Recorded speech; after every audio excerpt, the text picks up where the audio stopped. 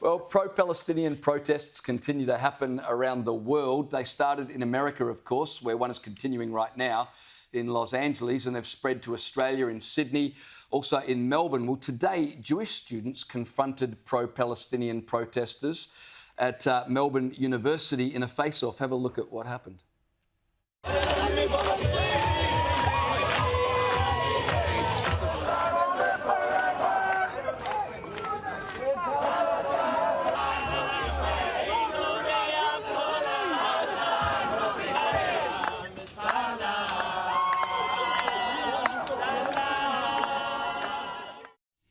Now, it actually got quite nasty. While pro-Palestinian protesters were chanting "from the river to the sea," the Israeli protesters were telling the Palestinians to take your masks off so we can actually see your faces. There was pushing and shoving.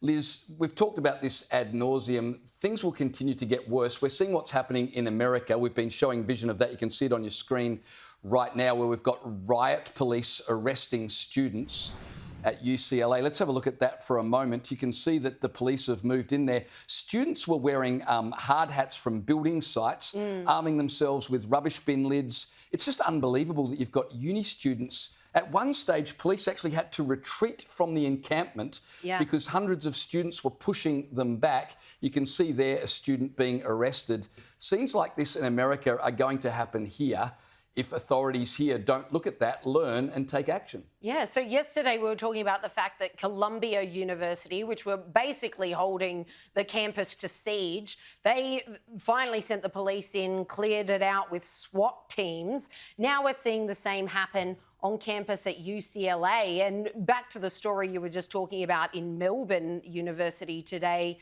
Mac, there are 100 police and campus security there at Melbourne Uni trying to ensure it actually doesn't reach the kind of levels that we're seeing there in the States. It's just unbelievable. But of course, as long as these protesters are allowed to camp out there and create this real thriving community with their dancing, with their chants, this is the natural escalation of things. It is going to get this bad. And I don't understand why police, or at least campus security, aren't simply nipping it in the bud while it's a smaller affair and before real, true mob rule sets in. Do you reckon these students here, we can see them on the screen being marched off by police, do you reckon they're saying to the police as they're taken away to the station, am I still going to get my student debt forgiven? Is that still going to apply for me? Yes, because Biden still wants your vote. But this one at least seems a lot more peaceable than Columbia. When we saw the Columbian students being cleared out, they were quite literally throwing tantrums, rolling themselves down flights of stairs, trying to evade the police, screaming and carrying on. These guys look a lot more like, OK, well, we give up. Well, they did use tear gas earlier in the evening, so it's calmed down a lot now. Oh, no wonder they're subdued. To be honest, this is what a lot of the protesters actually want. So in many ways, it's playing into their hands. It makes martyrs of them. It makes it look like, they're speaking truth to power, and that, and that they're and whereas most people would think that the zeitgeist and the sort of the social elite are very much, it seems, on the side of Palestine, especially in higher education.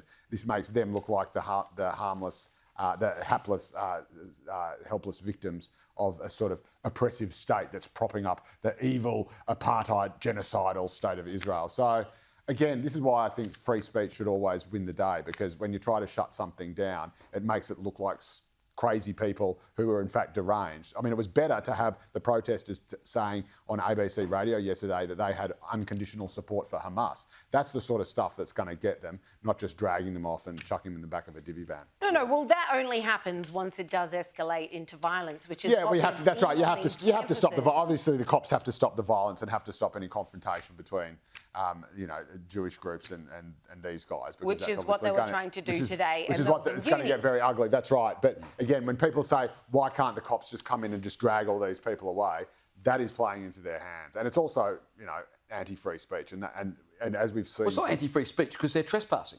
Yeah, I know, but, there's you can't just take over a Yeah, I know, but there's a right to protest and stuff like that. And again, that's why there's usually a fair bit of tolerance with things like the Aboriginal Tent Embassy in Canberra, or like these sort of sit-ins here, the Occupy Martin Place and based on the Occupy Wall Street. That was allowed a very to different continue. issue. I know, but free speech means you don't get to pick which issues you allow people to speak on or not. The whole point is that you allow even the ones you disagree with. But to have free speech, you don't need to erect a tent on someone else's property. No, but we allow it in other circumstances because it's making a statement, right? And that's the problem. Because we allow it, now we've got the situation. And we allow it when it fits the government narrative. And we all know with this Albanese government, these students are A-OK. But the biggest benefit to people who are trying to call out these people for being terrorist sympathisers is when the organisers of this protest actually got on the radio and said, yes, we unconditionally support a terrorist organisation. And that is the beauty of free speech, because it's actually exposed them for what they are. Yeah, no one's speaking against that. That's great. Yes, free speech by all means. But when you are occupying what is public property,